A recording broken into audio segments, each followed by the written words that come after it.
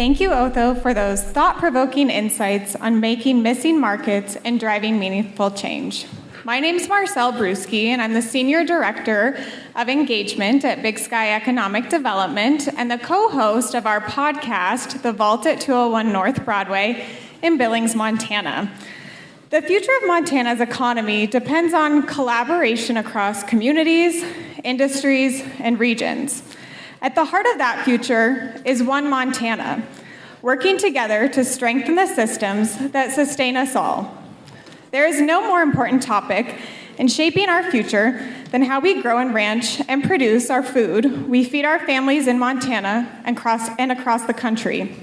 I'm excited to turn our discussion to one of the most essential aspects of building a sustainable future, our food and agriculture systems.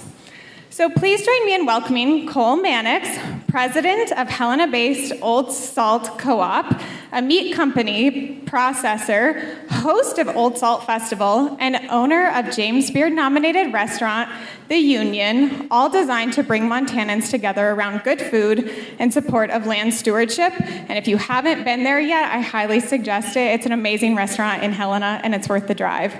And Robin Kelson, Executive Director of Abundant Montana, a nonprofit organization that is your go-to resource for local food, and Scott Chisholm, founder, investor, CEO, entrepreneur, and this afternoon, our moderator. So please join me in welcoming them.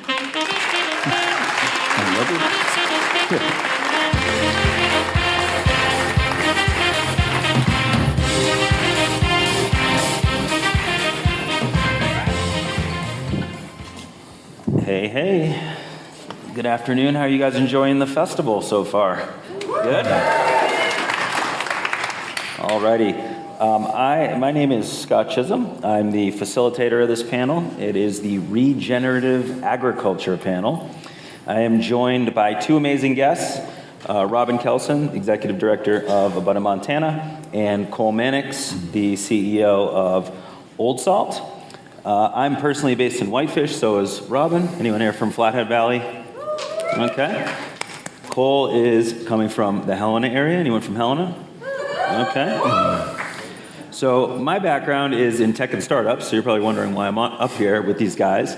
I started a company called Classy, which is a software platform for nonprofit organizations, and merged with GoFundMe in 2022. So I'm not exactly a farmer yet. These guys are working on it for me. But my interest in the subject started with something small that a lot of us do, which is gardening. And the more I got into gardening, and if you guys are into gardening, you might stumble into a topic called permaculture. And permaculture is essentially working with nature, not against it, as you're gardening. It's a set of techniques. And that's just a couple degrees away from this topic, regenerative agriculture, which is kind of similar.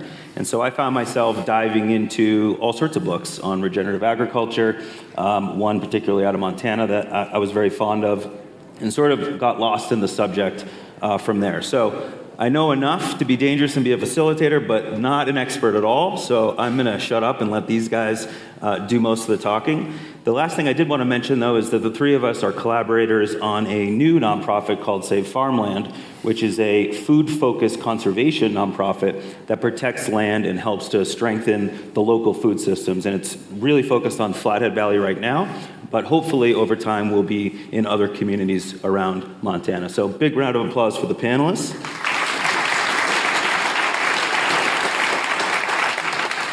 So regenerative agriculture is kind of a tricky, complex topic and even word to say. I find it hard to say regenerative. And there's a whole group of folks, myself initially included, that don't know what it is, and that's why we're here today.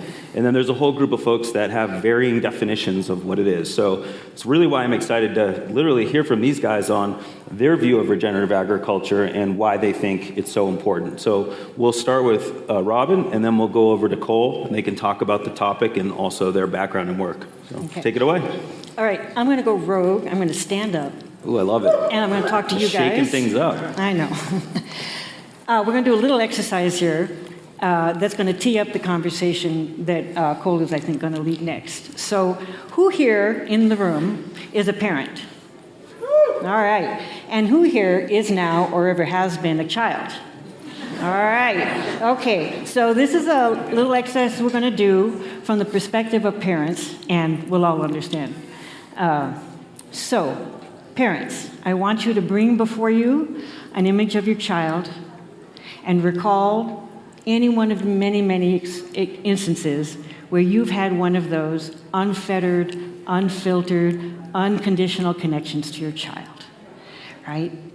It's definitely love, but it's more than that. It's those moments when you just know that you belong to this child and this child belongs to you, right? You're linked forever. It's just in the marrow of your bones, you know that you are a part of each other. That's the nature of our relationships with our kids, that we're interlocked forever. And the amazing thing is that in these experiences, when we let ourselves feel that unfiltered, unfettered, unconditional connection, is at a soul level. We have an experience of abundance and wealth that has nothing to do with the dollars in our bank account. Am I right? And the amazing thing about that experience of wealth and abundance that we feel is that it's boundless. It just keeps on growing. And we draw on that wealth and abundance 1,000 times a day, you know. That's what we draw on when we say, you know, for the love of Pete, could you please put your socks on so you can put your shoes on so I can maybe get you in the car and we can get to school on time. You know, do your homework, make better choices, brush your teeth. All of those times that we're just so frustrated, but we still feel that connection. So, imagine if I were to come over here and put on my corporate mission hat of maximizing shareholder value, and now I'm with my child and I'm trying to evaluate what's the rate of return on this investment.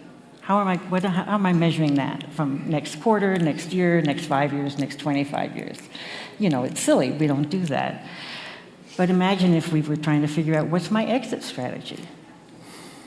I don't have one. My exit strategy is, you know, the end of my life, which is hopefully before my child's. I can say that I participated in helping to bring a person into the world who's happy, who's found their place. And if they choose to have children of their own, I mean, that is a life well lived for me. That's my exit strategy, right? So, take the corporate hat off, because it's a silly analogy, but it's relevant to today's conversation, because this interlocked connection that we know without question about our children, that is actually how everything in nature works. Everything. And by the way, we are a part of nature, and so that's actually how we work with everything else in nature. We just happen to have a prefrontal cortex that allows us to think that maybe that's not true. It is. So, regenerative agriculture. The promise and value of regenerative agriculture is that it is a technology that is hundreds and hundreds and hundreds of million years in the making, that has the ability to sustainably feed life at all levels. It starts with the life in the soil, and that feeds the life above the soil, whether it's humans, livestock, or wildlife. And it has a built-in technology that is self-managing and has the ability to buffer the impacts of disruption. That's a level of ingenuity that we're still dreaming of as humans. So we have the opportunity to leverage that technology to support feeding ourselves sustainably, but we can only do that if we operate with it from this interlinked relationship, because that's how the whole system works. Every part of it knows that it is bound to every other part forever. There's no exit strategy. And because we are part of that system, if we're going to use it to feed ourselves, that means that interlocked relationship has to be part of all of our work with it, not only for the production of food, but all the way until that food arrives on our plate, because we're all part of a system. So, that's the prelude. Wow. Mic drop. Should we even continue? I don't think there's anything else to be said. Yeah, I was going to say, I don't want to hear from you anymore. All right, well, do you want to follow that, or should we hand it to Cole to introduce himself? Oh, no, please, Cole. Okay. Well, hi, everybody. I grew up, my family ranches in the Blackfoot Valley. It's been there since the late 1800s. And it's mostly a cattle ranch. And my dad always said that with things, efficiency, and with people, patience. And so I love the analogy of when you're raising kids, you're not thinking about efficiency a whole lot, and if you do, you're going to be really frustrated. And we have 2 little boys, and they're both very different. And they grow and develop at different, or regress, whatever it is, at different rates. And it takes love, and love is often frustrating and hard, and it's sort of about sticking with it and maintaining a commitment and iterating over time. And that really is what land stewardship is. Stewardship of soil and living ecosystems. It's still living just like a child. And so it can't be systematized perfectly. And so it takes, I think when you think about livestock and grazing on landscapes, extractive, you can grow food by milking fertility out of the system. And you can grow it by maintaining or even enhancing that fertility and the ecosystem function over time. And it might be the most hopeful thing I know. But if you're going to do it in the regenerative way, it takes talent to manage complex ecosystems, but more than talent, it takes cultivated skill and strategy, and then you're going to be in measuring, and then you're going to be wrong, so you're going to have to iterate, and then you're going to be frustrated, so you're going to have to iterate again, and different pastures, different kind of ecotypes, even in one place, require different management strategies.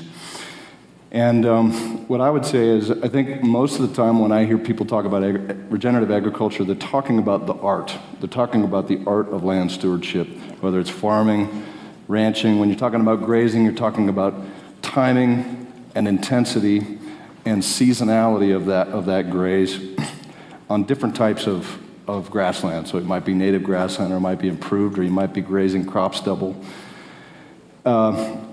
But actually, I'm not so interested in when I mostly hear about it, people talking about the art. But you can't plug in well-raised products to an extractive food economy and expect to sustain the production. And right now, what we have is a lot of people, I think far more people are doing a really good job on the art side, but the art is not able to be sustained because it's being plugged into an agricultural system that was basically built for efficiency and basically built to accumulate money downstream of the headwaters of production. From, in the cattle world, would be from the feeding side to the processing side to the distribution side to the retail side. And in our country, Walmart is a bigger retailer than the next 8 combined of food. It's a lot of concentration of power. And ultimately, what it does not allow is enough resources to go back to the headwaters to support the talent applied over time, which is stewardship, which is the raising of good food at the same time as you maintain the fertility and the ecosystem function. So that's just an initial reflection on the link between raising kids and managing living systems. Mm-hmm.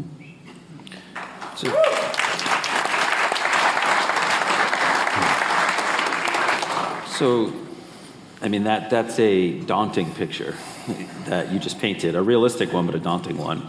I'm curious, for the folks in the room, and myself even, it's like, when you're facing a problem that daunting, what do you do?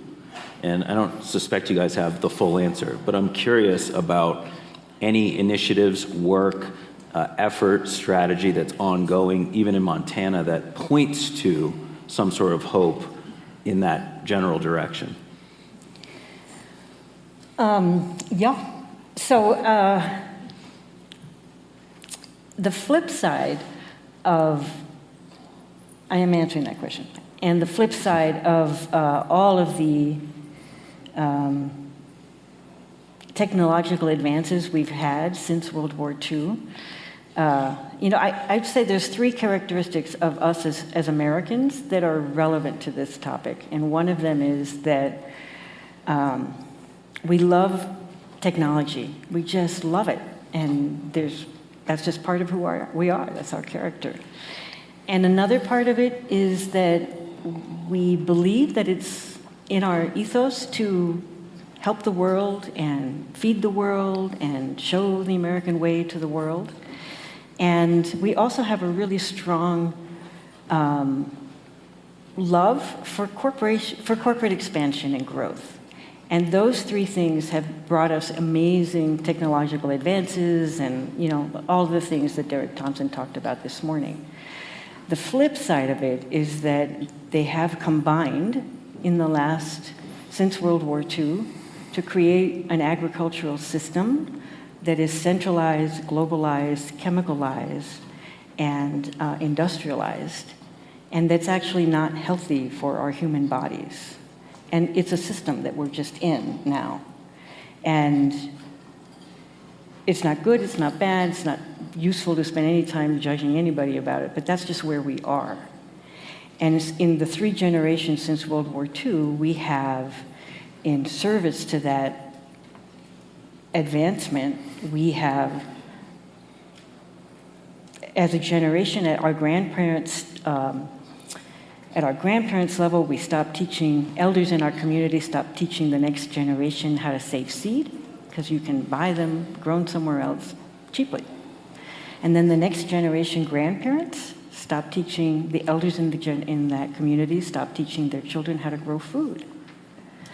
You can buy it in a store, inexpensive. Somebody grows it someplace else. And now this generation, our parents, as a culture, our elders stopped teaching their children what food was. And so we have a generation now who doesn't actually know what food is, where it comes from.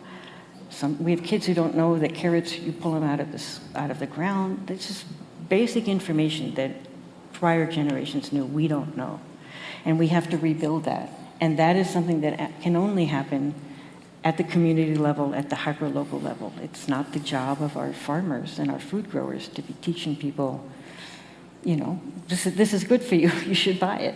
But they have to do that now because we don't do that. We don't have that generationally in our knowledge base. And so that hyperlocal education, reconnection to our soils, reconnection to our gardens, reconnection to our growing is really critically important if we are going to shift the food back to food that nourishes at all levels. And that's a huge part of what Abundant Montana does, right? Yes. And you may have seen the local food guide around Bozeman or wherever you're from, and that is a product of Abundant Montana. And in that magazine, you can see all the different growers and ranches and places to find local food, which is an amazing effort that was started and spearheaded by Robin and her team a couple of years ago. Mm-hmm. So very cool. Tell us about the 33 by 33, and then we'll jump to the Old Salt Festival to close us out. You bet. So 33 by 33 is 33 by 33 for Montana, and it's a bold goal to get 33% Montana-grown food on all Montana plates by 2033. Yeah. Where are we at now? You gotta give us the baseline. What's the baseline? Yeah, the baseline up until 1950, by the way, we grew 70% of our own food in this state. Talk about grit and resilience, that's who we are as Montanans. And today, we only grow 3% of our own food. 3%. So that means we import 97% of our food that we feed.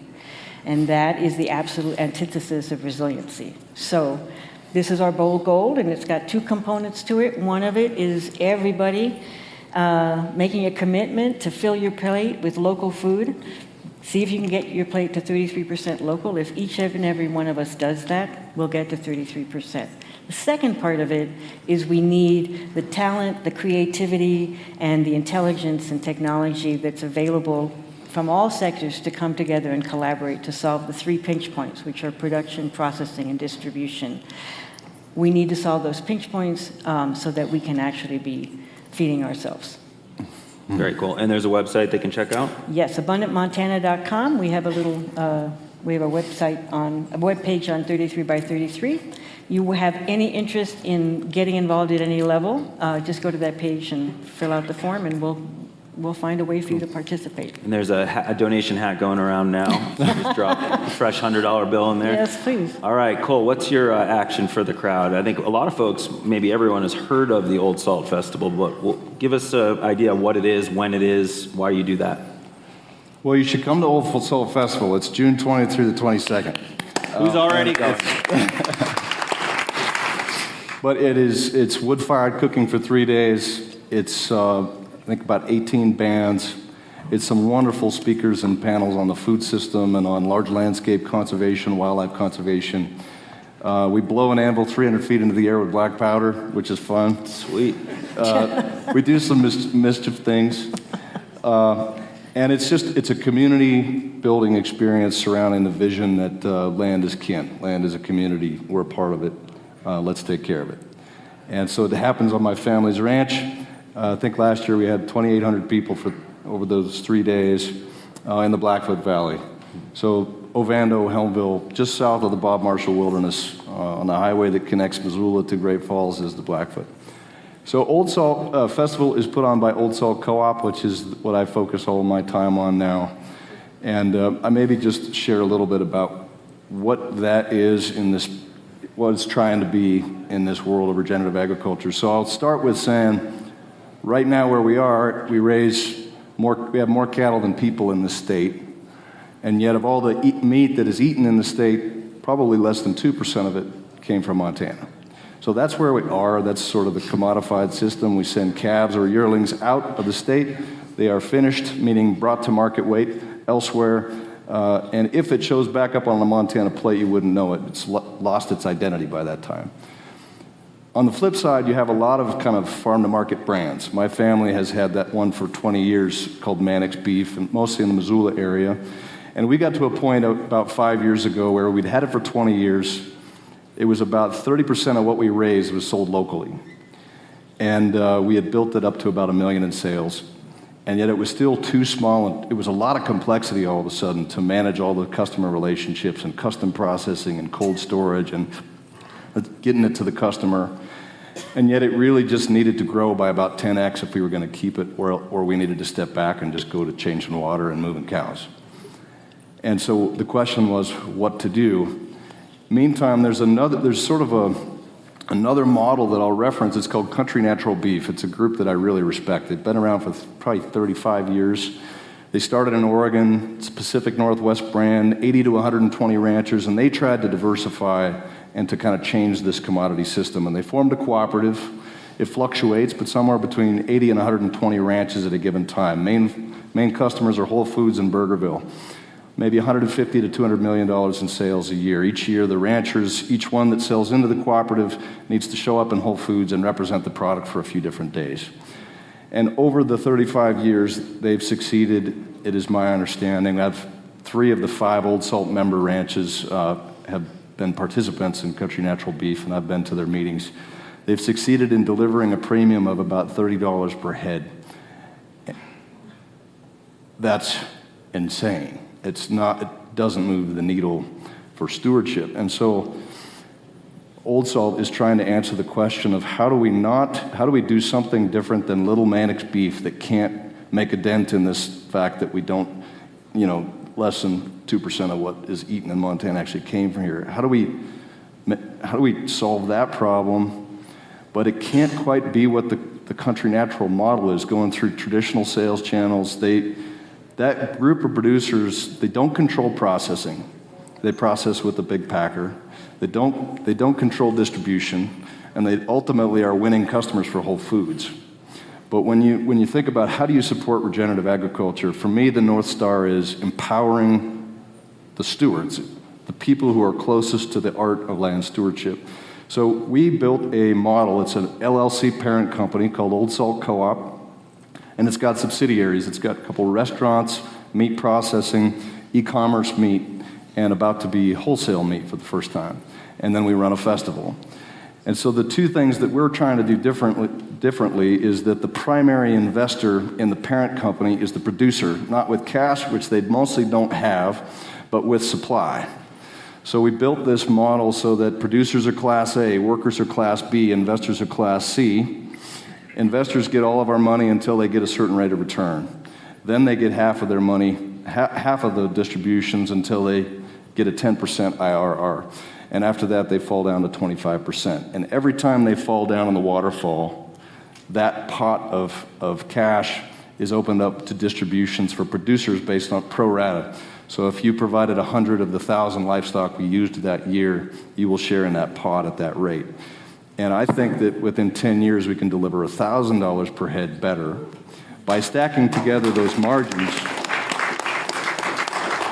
So I think that the producer ownership is really critical, and yet the farm-to-market scale, like all of my friends who are running their own brands, are like, I don't have enough time for 5 or 6 jobs. And so to make a dent, we've got to find something between, some middle ground between the big commodified huge thing and the tiny farm-to-market. I'm not trying to criticize the farm-to-market, but in the meat world, processing requires a few $1 million of investment to build a new facility. So you need some kind of scale. And if you're a school or a MSU or a restaurant, you probably need to order once or twice a week, and you need cold storage. So this medium scale is what I'm really after.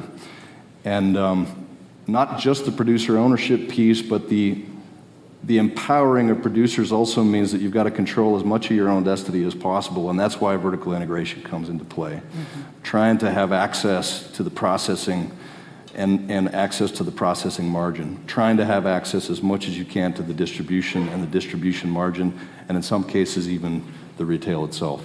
So it's meant to be this little regenerative market that connects the customer and the producer a little bit more intimately. It's amazing. So what's the burger place called? So you have the Union. The Union in Helena and the Old Soul Outpost right across the street, which is the smash burger place. This is the post. So we started with kids, we'll end with kids.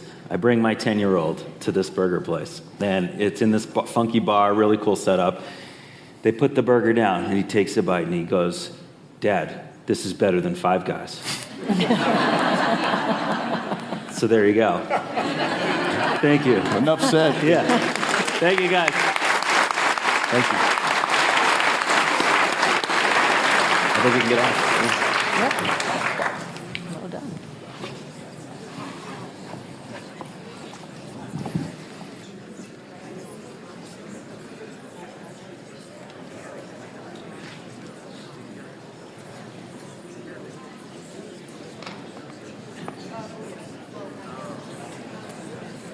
All right. Let's give another round of applause to our great panelists, Cole Mannix, Robin Kelson, and of course our moderator, Scott Chisholm. Said I'd never done it before, but I don't believe him.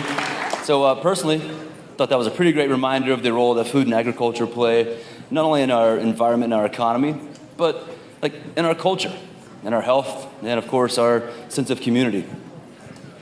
I mean, you know this, but like Scott, I'm an amateur gardener, so that was insightful, and also, at least my kid knows how to pull a carrot. We'll go that far.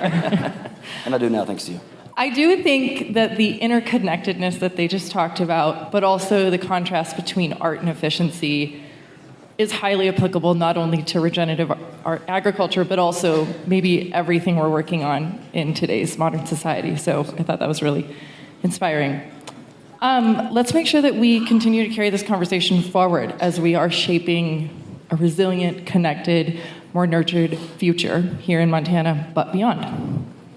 I'm Sam. And I'm Jason. If you didn't know, we are married. We're also co-founders of a company here in town called Arcadia. If we didn't get a chance to meet you yesterday at the Arcadia Leadership Workshop, Arcadia is an events and media company. We host leadership series, podcast, and a retreat right here in town. We bring global leaders here to the great state of Montana, and as a native Montanan, I'm so proud to do that. But the goal and what we do is we help them disconnect and find true harmony, to help them become the best versions of themselves, so that they can become better leaders for themselves and their teams, their companies, their families, and their communities. Arcadia is also a very, very proud sponsor of Montana Festival, so we're super happy to be here today. And we're going to go to break. So as we enter this break, we encourage you to meet someone new, expand your network just a little bit, make this community stronger, And we ask you to find somebody and ask them one accomplishment that they've recently finished or are working on that they're proud of. So go make a new friend, and we'll see you back here in 15 minutes. See y'all.